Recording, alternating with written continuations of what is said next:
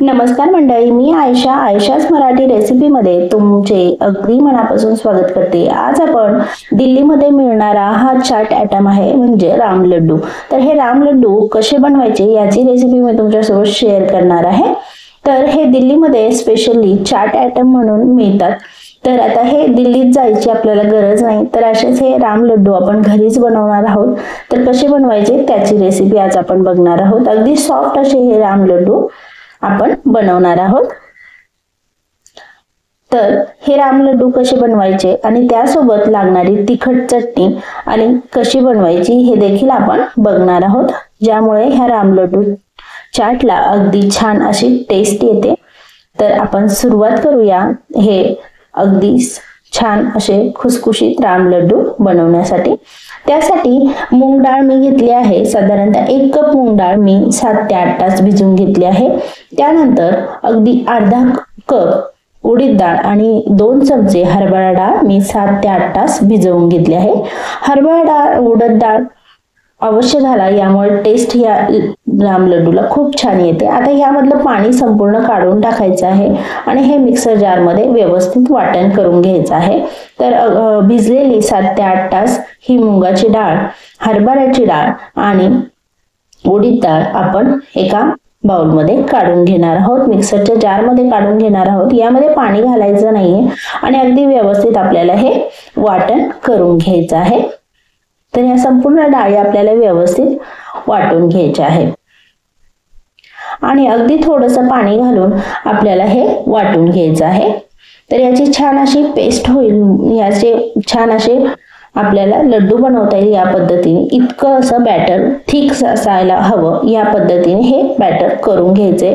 अगदी थोडंसं पाणी घालून आपल्याला हे वाटण करून घ्यायचे आणि एका डायरेक्शन मध्ये साधारणतः 10 मिनिटे कंटिन्युअसली या पद्धतीने हे फिरवून घ्यायचे, जेणेकरून त्याचा कलर चेंज होईल आणि हे पीठ अगदी हलकं होईल। जितकं तुम्ही छान हे फेटाल तितकं हे पीठ हलकं होईल आणि हे राम लड्डूला अगदी छान अशी टेस्ट येईल। तर या पद्धतीने अगदी गोलाकार असे व्यवस्थित हे फेटून घ्यायचे। आता इकडे आपण त्याची हिरवी चटणी जी असते ती बनवणार आहोत। त्यासाठी मी पालक, थोडंसं पुदिना आणि कोथिंबीर, 2 हिरव्या मिरच्या आणि आल्याचा तुकडा घालून घेणार आहे। त्यानंतर 1 चमचा चाट मसाला, 1 चमचा आमचूर पावडर आणि जिरे, त्यानंतर 1 चमचा हिंग आणि लिंबाचा रस, अर्धा चमचा लिंबाचा रस आणि चवीनुसार मीठ घालून हे फिरवून घेणार आहे। तर या पद्धतीने हिंग घातला आहे आणि आता मीठ घालून मी हे फिरवून घेणार आहे। हे आमचूर पावडर आणि लिंबाचा रस अवश्य घाला, यामुळे टेस्ट खूप छान येते। आणि आता पाणी घालून या पद्धतीने ही चटणी आपल्याला बनवून घ्यायची आहे। तर या पद्धतीने बघा तुम्ही ही चटणी बनवून झाली आहे। 1 चमचा ही चटणी मी या पिठात घालून पुन्हा 10 मिनिटाचं हे व्यवस्थित फेटून घेणार आहे। याचा संपूर्ण कलर चेंज होईपर्यंत मी फेटणार आहे। 10 मिनिटं फेटल्यामुळे ते पीठ अगदी हलकं होतं। आता यामध्ये चवीनुसार मीठ घालून पुन्हा मी मिक्स करून घेत आहे। मीठ व्यवस्थित मिक्स होईपर्यंत मी हे मिक्स करून घेणार आहे आणि आता हे व्यवस्थित आपलं पीठ बॅटर तयार झाले आहे। अगदी हलकं असं हे झालं आहे। यामध्ये आता मी थोडंसं क्रश करून ओवा घालून घेणार आहे, जेणेकरून टेस्ट याला खूप छान येईल। तर ओव्याने याला खूप छान सुगंध येईल, ह्यामुळे मी हातावरती ओवा घेऊन याचा छान असं क्रश करून यामध्ये पिठामध्ये घालून घेतला आहे। आता तेल व्यवस्थित गरम करून घ्यायचं आहे। हाताच्या सहाय्याने असे गोल गोल असे गोळे आपल्याला सोडून घ्यायचे आहे। तुम्ही बघू शकता या पद्धतीने असे छान गोलाकार गोळे सोडून घ्यायचे आहे। ते टाकल्यानंतर लगेचच तरंगतात, म्हणजे ते अगदी हलकं पीठ तयार झालेलं आहे। हात ओला करून घ्यायचा आहे सुरुवातीला आणि या पद्धतीने व्यवस्थित असे हे गोळे सोडून तळून घ्यायचे आहे। तर या पद्धतीने व्यवस्थित असे हे गोळे बनवून घ्यायचे आहे। तेलामध्ये व्यवस्थित फ्राय करून घ्यायचे आहे। तेलामध्ये हे तेल अगदी व्यवस्थित गरम करून मध्यम आचेवरती आपल्याला हे तळून घ्यायचे आहे। याचा कलर सोनेरी ते थोडासा चॉकलेटी होईपर्यंत आपल्याला तळून घ्यायचे आहे। तळून झाल्यानंतर या तेलामधल्या बुडबुड्या अगदी कमी होतात आणि त्या खाली हे जे वडे आहेत ते खाली बसायला लागतात, त्याचा कलर देखील चेंज होतो। तुम्ही बघू शकता आपण हळद वगैरे काही घातलेली नाहीये आणि तरी त्याचा कलर अगदी व्यवस्थित असा सोनेरी पिवळसर आलेला आहे। तर या पद्धतीने असा कलर येईपर्यंत आपल्याला हे तळून घ्यायचे आहे। तर संपूर्ण असे पिठाचे मी वडे तळून घेणार आहे सुरुवातीला। तर पीठ जितकं हलकं तुम्ही कराल तितकं हे व्यवस्थित आपल्याला हे वडे तयार होतात। तर तितकं ते पीठ हलकं करून घ्यायचं आहे, अगदी व्यवस्थित असं हलकं करून घ्यायचं आहे। तुम्ही मिक्स करताना एका डायरेक्शन मध्ये अगदी व्यवस्थित मिक्स करून घेऊ शकता।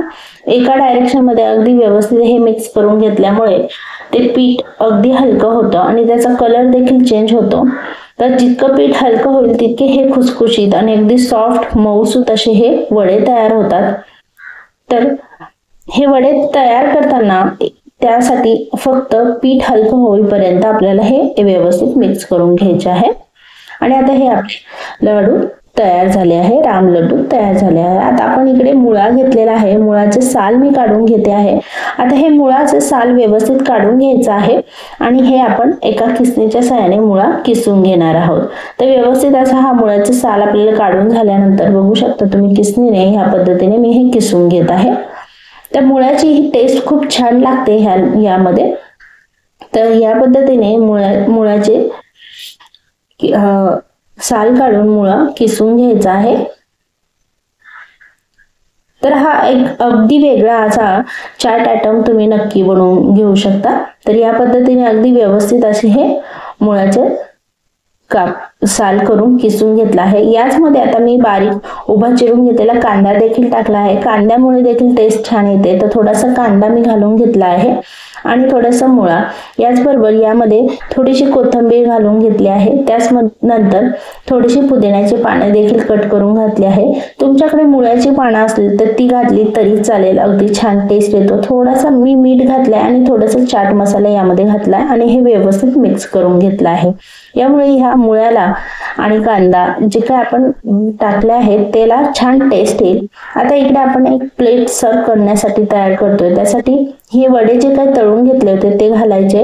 नंतर आपण जे काही मुळा आणि कांद्याचं जे सलाड तयार करून घेतलं होतं, कोथिंबीर आणि पुदिन्याची पानं, हे आपण यावरती घालून घेणार आहोत। त्यानंतर यामध्ये हिरवी चटणी आपल्याला घालून घ्यायची आहे यावरती आणि त्यानंतर यावरती गोड चटणी घालून घ्यायची। तर मंडळी, तुम्ही ही रेसिपी एकदा नक्की ट्राय करून बघा, तुम्हाला आवडेल ही रेसिपी। अगदी हेल्दी आणि झटपट होणारे हा चाट आयटम तुम्ही नक्की ट्राय करून बघा आणि ही रेसिपी कशी वाटली याबद्दल मला नक्की कमेंट करून सांगा। आवडली असेल तर नक्की लाईक करा। पुन्हा आपण भेटूया अशाच एक नवीन रेसिपी सोबत। तोपर्यंत तुम्ही स्वस्त खा आणि मस्त राहा आणि अशाच नवीन रेसिपीचे व्हिडिओ बघण्यासाठी चॅनलला नक्की सबस्क्राईब करून बेल आयकॉनला क्लिक करा। पुन्हा भेटूया आपण नवीन रेसिपी सोबत। तोपर्यंत धन्यवाद।